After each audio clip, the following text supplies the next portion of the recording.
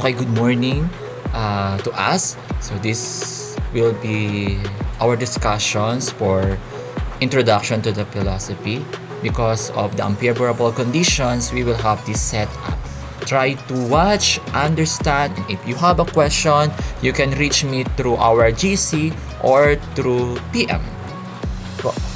So let us start. So this is just a continuation of our last topic about the embodied spirit. Po. So as a human person, we are embodied spirits. Meron tayong katawan at meron tayong spirit. And our mind is equals to our body. And our mind and our body describes our identity. This time, we will talk about the human person, limitation, and transcendence. So we will focus only in limitations. And the following day, we will discuss transcendence. I hope in our classroom natin i-discuss yung other part of the limitations and the transcendence. So let us start. So understanding human limitations. So in philosophy, we often explore the nature of the human existence, including its inherent limitation. So these limitations are not necessarily negative, but rather define the unique conditions of being a human. We will delve into three key aspects of human limitations. So these are facticity, spatial-temporal beings, and the body as intermediary. Understanding these concepts help us grasp the finitude and situationness of human experience.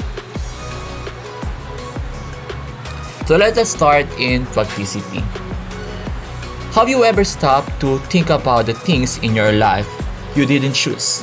The circumstances of your birth, your family, and even the era of your life. Panahon, time frame kung kailan ka nabubuhay. In philosophy, we call this facticity. So facticity comes from the Latin word factum, meaning that which has been made. It refers to the givenness of our existence. All those aspects of ourselves and our world that we simply did not choose.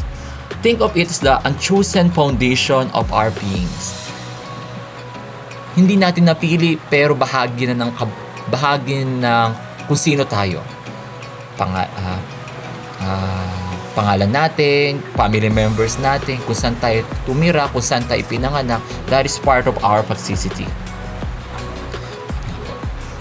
So for instances, you didn't choose to be born, nor did you pick your family, your historical period, your physical characteristics, and your initial social context. And those are some things that we didn't choose and part of our limitations.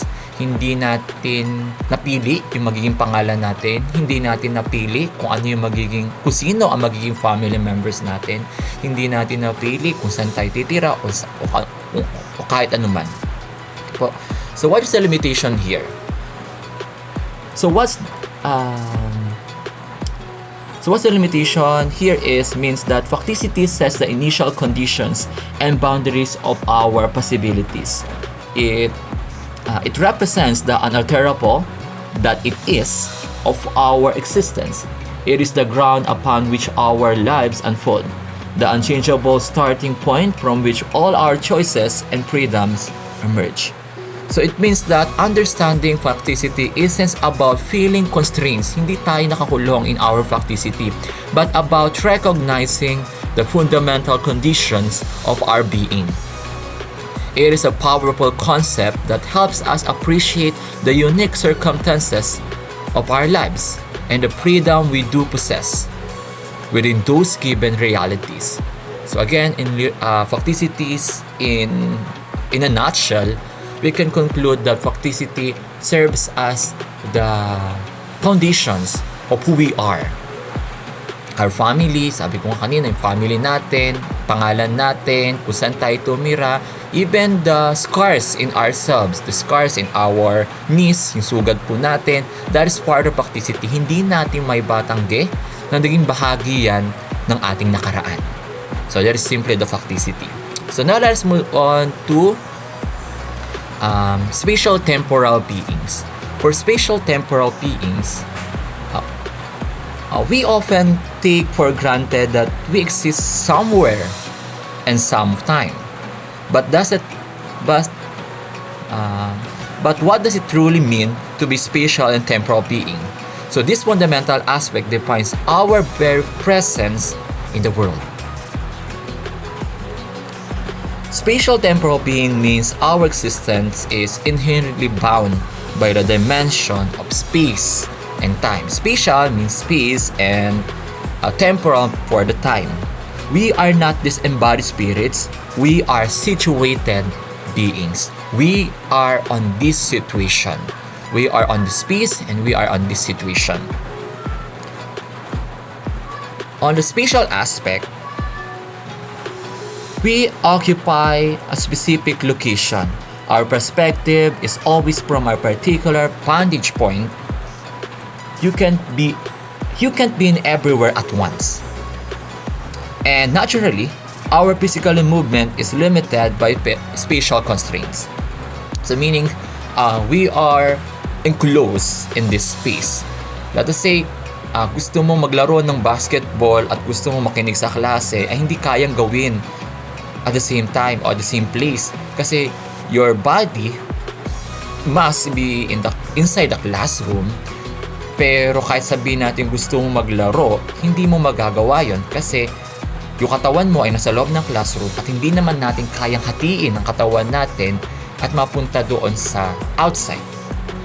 So, we are limited by this space. Walang kakayanan na hatiin natin ang ating katawan para makapunta sa kahit anong lugar na nanaisin natin.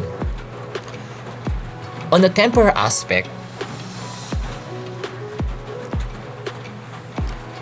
we exist in a continuous flow from the past through the present moment and towards the future.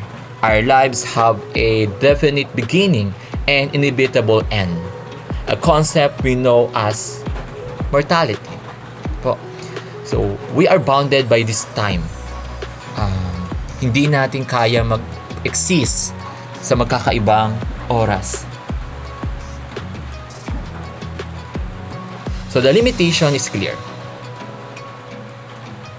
We cannot exist outside of space and time, nor can we transcend their fundamental laws. So this defines our finitude, our boundedness, na hindi tayo pwedeng umalis sa lugar na ito at hindi rin tayo pwedeng makalagpas sa oras na ito. Na yung ating katawan ay mananatili in this place. Possible, you are listening inside your home. Hindi kahit sabihin natin gusto mong gumala at gusto mong stay sa bahay ay hindi maaari. Hindi natin kayang ibalik ang oras, hindi natin kayang i-ascend ang oras. We are always here and now. Even as here and now are constantly changing. So kahit sabihin natin na we want to go in other place but stay in our home, hindi maaaring mangyari. Na manatili tayo sa ating bahay, manatili tayo sa ating oras, sa kasalukuyan, hindi natin kayang umalis sa mga pagkakataon na yun. Okay. To be spatial and temporal being is to be uniquely human. It grounds us in a reality, given shape and context to every experience we have. Okay. So in a nutshell, we can conclude, spatial temporal being means that we are enclosed in this space and time. Okay. So now let's proceed to body as intermediary.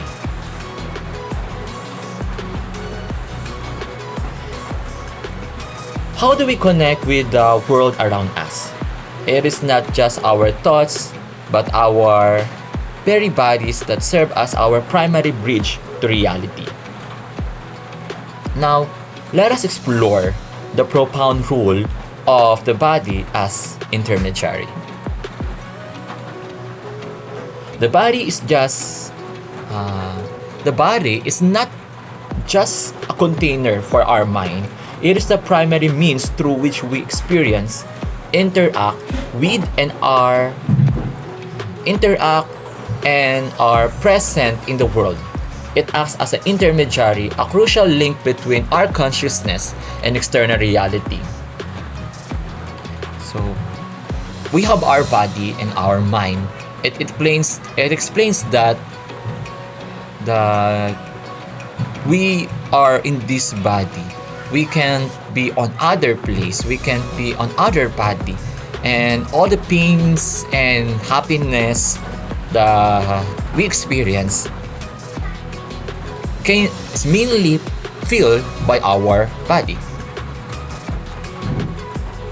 In sensory experience, our sensory experience, including our sights, hearing, touch, taste, smell, and include yung dinagdag natin last time, so in our senses, the common sense, are all functions of our body, providing us with vital information about our environment. Action and expressions. Beyond perception, the body is also the instrument through which we act, communicate, and express ourselves.